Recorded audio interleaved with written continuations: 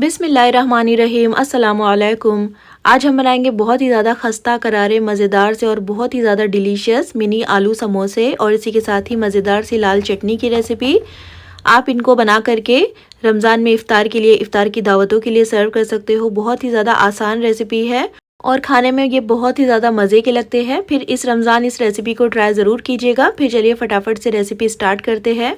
तो सबसे पहले एक बड़ी सी परात में हम 2 कप मैदा डालेंगे। तो यहाँ पर मैं मैदे का इस्तेमाल कर रही हूँ। आप चाहो तो आटा ले सकते हो या फिर आधा आटा और आधा मैदा ले लीजिएगा। इसमें हम आधा टीस्पून नमक ऐड करेंगे, 3/4 टीस्पून अजवाइन और आधा टीस्पून इसमें कलौंजी ऐड कर लीजिए और ड्राई इंग्रेडिएंट्स को एक बार अच्छी तरह से मिक्स कर लेंगे। उसके बाद हम इसमें घी ऐड करेंगे। तो यहाँ पर मैं 3 टेबलस्पून भरकर देसी घी का इस्तेमाल कर रही हूँ।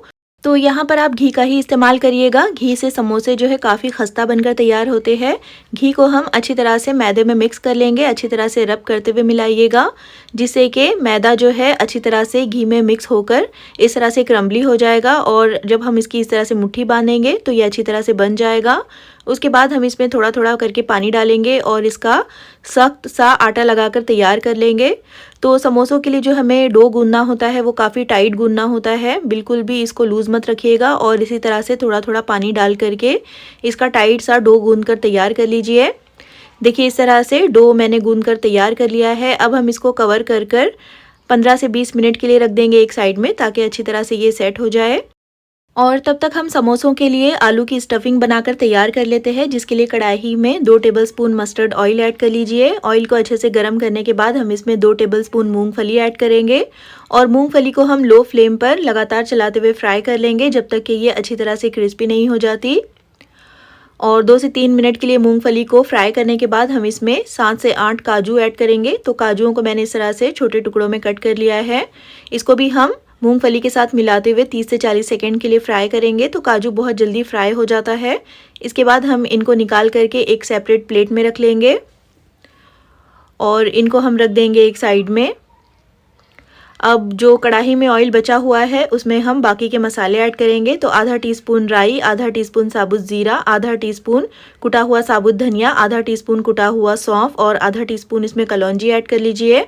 और लो फ्लेम पर इन साबुत मसालों को अच्छी तरह से फ्राई कर लीजिए, अच्छी तरह से स्टर कर लीजिए।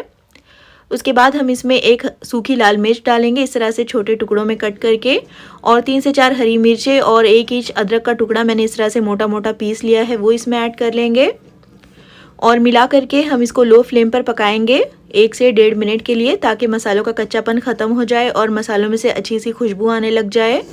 उसके बाद हम इसमें 1/4 कप ताज़े हरे मटर ऐड करेंगे और मटर को भी हम मसालों के साथ मिलाते हुए 1 से 2 मिनट के लिए भून लेंगे लो फ्लेम पर, ताकि मटर भी हल्के से सॉफ्ट हो जाए और मसालों के साथ अच्छी तरह से मिक्स हो जाए। उसके बाद हम गैस की फ्लेम को बिल्कुल लो करने के बाद इसमें आधा टीस्पून हल्दी का पाउडर, 1 टीस्पून लाल मिर्च का पाउडर और 1 टीस्पून भुने हुए ज़ीरे का पाउडर, आधा टीस्पून धनिया पाउडर ऐड करेंगे और लो फ्लेम पर ही इन मसालों को हम मटर के साथ मिलाते हुए पकाएंगे। तो क्योंकि काफ़ी ज़्यादा ये ड्राई हो गया है, इसमें 2 टेबलस्पून पानी ऐड कर लीजिए और मिला करके मसालों को अच्छी तरह से भून लीजिए जब तक कि मसालों में से ऑयल सेपरेट नहीं हो जाता। और जब अच्छी तरह से सारे मसाले भुन जाएंगे तो हम इसमें उबले हुए आलू ऐड करेंगे। तो 700 ग्राम के जितने आलू है ये, इनको मैंने बॉईल करके पील कर लिया है और हाथों से ही इनको मैश करते हुए, रफली मैश करते हुए डालेंगे, क्योंकि हमें आलूओं को बहुत ज़्यादा मैश नहीं करना है। लेकिन जब हम इनको मसालों के साथ मिक्स करेंगे, मसालों के साथ भूनेंगे तो ये हल्का सा मैश हो जाएगा।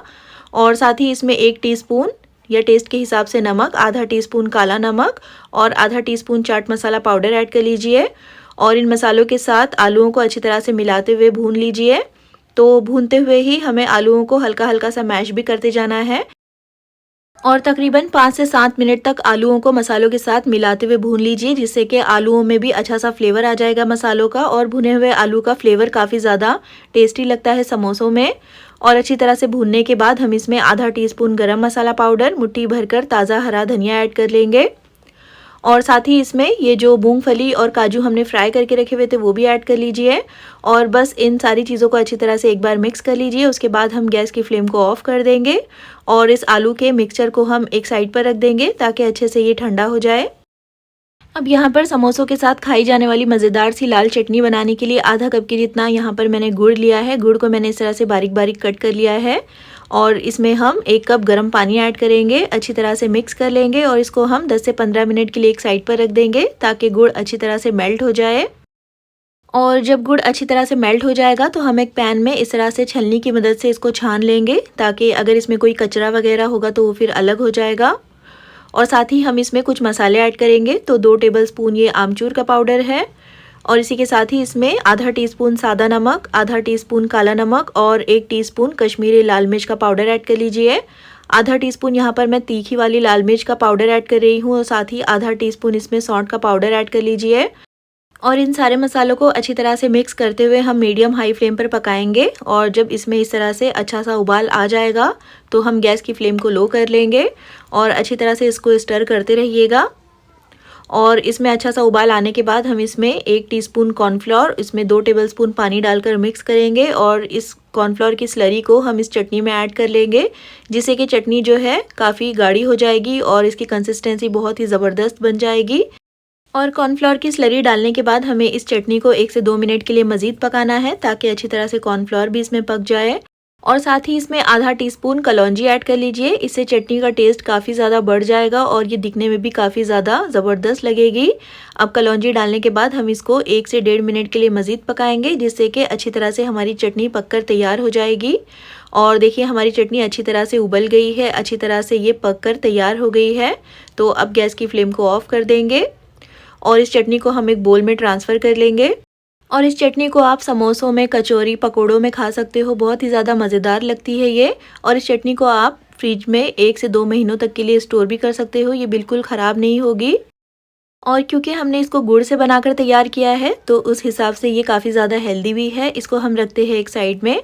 अब हम आ जाते हैं समोसों के डो की तरफ। यहाँ पर तकरीबन 20 से 25 मिनट हो गए हैं और समोसों का डो काफ़ी अच्छे से सेट हो गया है। एक बार इसको फिर से मसल लेंगे, अच्छी तरह से मसल कर चिकना कर लेंगे और उसके बाद हम इसके छोटे छोटे से पेड़े इस तरह से तोड़कर तैयार कर लेंगे। तो क्योंकि हम इसके मिनी समोसे बना रहे हैं तो बिल्कुल छोटे छोटे से पूरियों के जितने हमें पेड़े तोड़कर इस तरह से स्मूथ कर कर एक साइड पर रख लेना है और सारे डो के हम पहले पेड़े बनाकर तैयार कर लेंगे। और इस तरह से हमें समोसों की शीट बनाने में आसानी होगी। अब देखिए सारे पेड़े मैंने बनाकर तैयार कर लिए हैं। एक पेड़ा हम उठाएंगे और बाकी के पेड़ों को हम कवर करके रख देंगे ताकि ये ड्राई ना हो। और एक पेड़े के ऊपर थोड़ा सा सूखा मैदा लगाने के बाद हम इसको बेलेंगे। तो हमें इसको मीडियम थिकनेस का बेलकर तैयार करना है, बहुत ज़्यादा मोटा या फिर बहुत ज़्यादा पतला इसको नहीं रखेंगे और इसको लंबाई में बेलना है। देखिए इस तरह से। इसके बाद हम इसके सेंटर में इस तरह से कट लगाएंगे कि एक रोटी में से 2 समोसे की शीट निकल कर आ जाएगी। अब इसको हम रख देंगे एक साइड में। अब यहाँ पर देखिए 8 से 10 मैंने बनाकर तैयार कर लिए हैं। अब हम इसके समोसे बनाएंगे। तो एक शीट उठा करके इसके किनारे पर इस तरह से थोड़ा सा पानी लगाएंगे और इस तरह से इसको फोल्ड कर देंगे। तो सेंटर में इसको प्रेस करते हुए फोल्ड करिएगा, जिस तरह के मैं वीडियो में बता रही हूँ। पानी को अच्छी तरह से लगाइएगा और इसको अच्छी तरह से प्रेस करिएगा। अब इसके अंदर हम आलू की स्टफिंग करेंगे। तो 1 टेबलस्पून भरकर स्टफिंग कर दीजिए, क्योंकि ये मिनी समोसा है तो बहुत ज़्यादा स्टफिंग मत डालिएगा। अब इसके किनारों पर फिर से हम पानी लगाएंगे और इस तरह से देखिए इसको सील कर देंगे। तो पानी आपने अच्छी तरह से लगाना है तो अच्छी तरह से ये सील हो पाएगा, वरना फिर ये फ्राई करते वक्त खुल सकता है। और इसी तरह से देखिए हमें सारे समोसे बना करके तैयार कर लेने हैं। तो यहाँ पर मैंने 8 से 10 बनाकर तैयार कर लिए हैं। इनको हम चलते हैं फ्राई करने की तरफ। तो कढ़ाई में मैंने ऑयल को बिल्कुल हल्का सा गर्म किया है। एक एक करके हम जितने समोसे कढ़ाई में आ रहे हैं उतने डाल देंगे और गैस की फ्लेम बिल्कुल लो रखिएगा। देखिए जैसे जैसे मैं समोसे इसमें डालती जा रही हूँ बिल्कुल हल्के हल्के से इसमें से बबल्स निकल रहे हैं।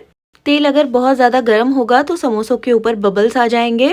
अब डालने के बाद हम इनको बिना टच किए हुए इसी तरह से फ्राई होने देंगे और थोड़ी देर में आप देखोगे कि ये खुद ब खुद तैर कर ऊपर आने लग गए हैं। और जब सारे समोसे इस तरह से ऊपर आ जाएंगे तो हम इनको हल्का सा स्टर कर लेंगे। बहुत ज़्यादा आपने इसमें चम्मच नहीं चलाना है, छोटा स्पून या फिर फोर्क की मदद से आप इनको स्टर करिएगा। और जब ये अच्छी तरह से फ्राई होने लग जाएंगे तो हम इनको पलट देंगे और अलट पलट करके ही हमें इनको फ्राई कर लेना है जब तक कि इन पर गोल्डन ब्राउन कलर नहीं आ जाता और अच्छी तरह से समोसे फ्राई नहीं हो जाते। तो गैस की फ्लेम को इस पॉइंट पर आप बिल्कुल हल्का सा बढ़ा सकते हो, बहुत ज़्यादा मीडियम या फिर मीडियम हाई मत करिएगा। लो टू मीडियम फ्लेम के दरमियान आपने समोसों को फ्राई कर लेना है जब तक इनके ऊपर अच्छा सा कलर नहीं आ जाता। और एक बार में आपको समोसों को फ्राई करने में तकरीबन 15 से 16 मिनट लग जाएंगे।